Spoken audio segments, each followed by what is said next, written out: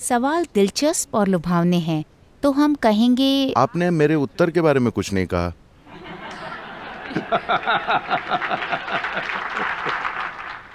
और हम उत्तरों से भी असहमत नहीं हो रहे हैं।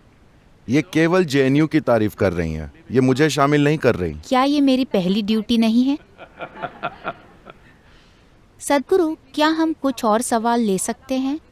मैं तैयार हूँ, मैं तैयार हूँ। क्योंकि हमारे पास बहुत सारे सवाल हैं। सदगुरु, मेरा सवाल। ऐसे नहीं, क्या आपने लेडी गागा को देखा है? सदगुरु, मेरा सवाल शिक्षा प्रणाली के बारे में है, जो हर जगह और खासकर भारत में अपनाई गई है। योर लॉर्डशिप, और माफ कीजिए, मैं एक वकील हूँ।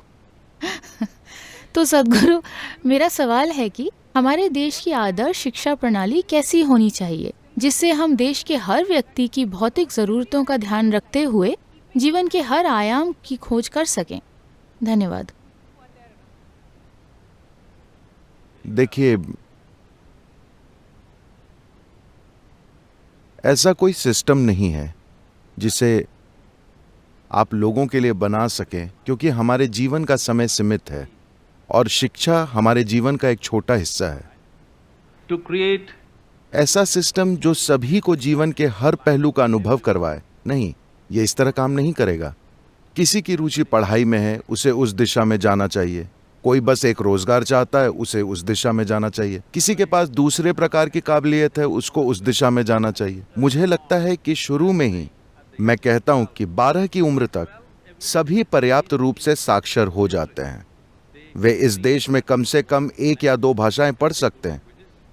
आप अंग्रेजी भाषा और आप स्थानीय भाषा पढ़ सकते हैं, जो भी आपकी मातृभाषा है। इन 2 भाषाओं को आप पढ़ सकते हैं और कागज पर लिखी बात को आप समझ सकते हैं। हमें बच्चे को 12 वर्ष तक इस स्तर तक लाना चाहिए। हमें उनको बहुत सारी चीजों से भरना नहीं चाहिए, बस भाषा और समझ।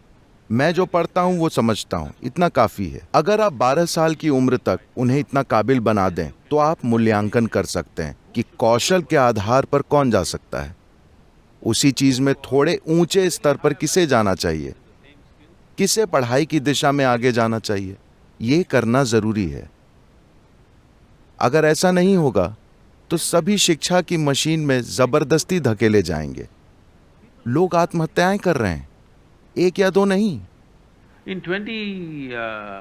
2016 में 18 बरस से कम के 17,600 युवाओं ने आत्महत्या की, जिसमें लगभग 7,000 बच्चे 15 बरस से कम उम्र के हैं। अगर 12, 13, 14 साल के लड़के और लड़कियां खुद को मार रहे हैं, तो क्या हम अपने समाज में कुछ बुनियादी गलती नहीं कर रहे हैं? हेलो, बड़ी उम्र में नहीं, बल्कि 12-13 की उम्र के लड़के और लड़कियां जब वे ऊर्जा से भरपूर होने चाहिए, उस समय वे अपना जीवन खत्म कर रहे हैं। तो बात साफ है कि हम बहुत बुनियादी गलती कर रहे हैं, है ना? और दुर्भाग्य से इन आत्महत्याओं में से 90% शिक्षा से संबंधित है। कुछ दूसरी चीजें, परिवार या कुछ और, लेकिन इनमें से 90% शिक्षा से संबंधित है। निश्चित रूप से हमें शिक्षा पर विचार करने की जरूरत है कि बच्चों को शिक्षित कैसे करें। हम सभी को एक ही प्रक्रिया में डाल रहे हैं। हर व्यक्ति एक ही प्रक्रिया से गुजरने के लिए तैयार नहीं है, यह समझना बहुत जरूरी है। ये बच्चे को संभालने का सबसे क्रूर तरीका है।